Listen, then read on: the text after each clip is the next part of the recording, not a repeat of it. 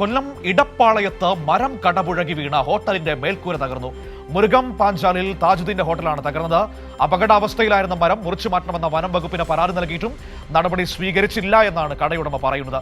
രാജ്കുമാറുണ്ട് കൊല്ലത്ത് നിന്ന് വിവരങ്ങളുമായി. രാജ്കുമാർ, മരം കടപുഴകി ഹോട്ടലിന്റെ മുകളിലേക്ക് വീഴുകയായിരുന്നു അല്ലേ? ഈ മരം അപകടാവസ്ഥയിലായിരുന്നു, മുറിച്ചു മാറ്റണമെന്ന് പലതവണ പരാതി പറഞ്ഞിട്ടും നടപടി ഉണ്ടായില്ല എന്നാണോ ആക്ഷേപം വരുന്നത്? അതെ മനു, അതായത് ഈ പാലരുവി വാർഡ് മെമ്പർ ശിവകാമി, അതുപോലെ ഈ ഹോട്ടൽ ഉടമ താജുദ്ദീൻ, ഇവർ രണ്ടുപേരും നിരവധി തവണ ഇത് തങ്ങൾക്ക് ഭീഷണിയാണ് എന്ന് പറഞ്ഞ് പരാതി നൽകി.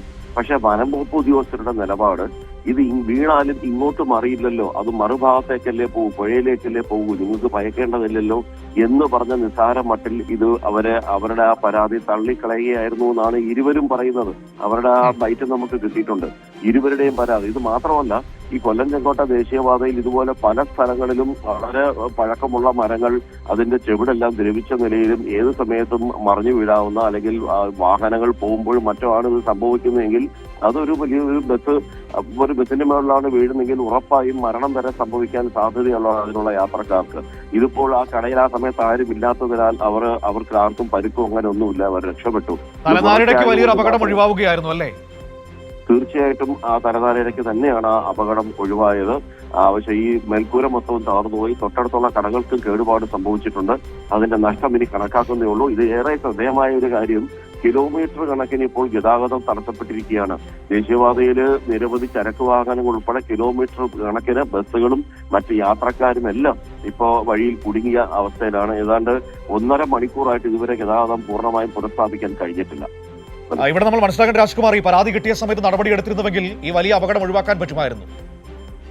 ഉറപ്പായും ഈ അത് ഞാൻ പറഞ്ഞത്, ഈ കൊല്ലം ചെങ്കോട്ട ദേശീയപാതയിൽ വളരെ പഴക്കമേറിയ രാജകാലത്ത് തന്നെ വെച്ചുപിടിപ്പിച്ച മരങ്ങളും ഒക്കെ ഉണ്ട്. ഒരു 4 ആൾ ചുറ്റിയാൽ പോലും കൈ എത്തിപ്പറ്റാൻ നേരത്തെ കാതലുള്ള മരങ്ങളുണ്ട്. ഇതിനെല്ലാം ചെവിട് പലതും ദ്രവിച്ച നിലയിലാണ്. ഇത് പലവട്ടം പല സ്ഥലങ്ങളിൽ ഇതുപോലെ ഈ ദേശീയപാതയുടെ ഓരത്ത് തന്നെ, പ്രത്യേകിച്ച് കൊല്ലം ജില്ലയുടെ വനമേഖല ഉൾപ്പെടുന്ന പ്രദേശമാണ് ഈ പറഞ്ഞ മുരുകം പാഞ്ചാലും ഈ ഇടപ്പാളയും എന്നൊക്കെ പറയുന്നത്. ഇവിടെ ഈ മരങ്ങളെല്ലാം അപകടാവസ്ഥയിലാണ് എന്ന്, അല്ലെങ്കിൽ ഇത് മഴക്കാലം വരുന്നതിന് മുമ്പേ കോതി അതിന്റെ ആ ഒരു മറിയാതിരിക്കാനുള്ള, ഭാരം കുറയ്ക്കാനുള്ള നടപടികളെങ്കിലും സ്വീകരിക്കണമായിരുന്നു. അതും വനം വകുപ്പ് ചെയ്തിട്ടില്ല. അതിന്റെയൊക്കെ ഒരു പ്രതിഫലനം എന്ന നിലയിലാണ്, പ്രത്യേകാപം എന്ന നിലയിലാണ് ഇപ്പോൾ ഈ അപകടം സംഭവിച്ചത്. ശരി, വലിയൊരു അപകടമാണ് ഉണ്ടായത്. പക്ഷേ നാശനഷ്ടങ്ങൾ സംഭവിച്ചു, ആളപായമൊന്നും ഉണ്ടായില്ല എന്നത് ആശ്വാസം നൽകുന്നതാണ്. ആ ഹോട്ടലിൽ ആ സമയത്ത് ആൾക്കാരില്ലാത്തത് കൊണ്ട് വലിയൊരു അപകടം ഒഴിവാവുകയായിരുന്നു എന്ന് വേണം പറയാൻ. നേരത്തെ പരാതി നൽകിയിരുന്നതാണ് വനം വകുപ്പിന്. അവർ കൃത്യമായ നടപടികൾ സ്വീകരിച്ചിരുന്നുവെങ്കിൽ ആ മനുഷ്യന് ഇത്രയും വലിയ നാശനഷ്ടം സംഭവിക്കില്ലായിരുന്നു. വനം വകുപ്പ് ഉറങ്ങി, മരം കടപുഴകി ഹോട്ടലിന്റെ മുകളിലേക്ക് വീണു, വലിയ നാശനഷ്ടങ്ങൾ സംഭവിച്ചിരിക്കുന്നു. ഇതാണിപ്പോൾ നടന്ന വിവരമെന്ന് പറയുന്നത്.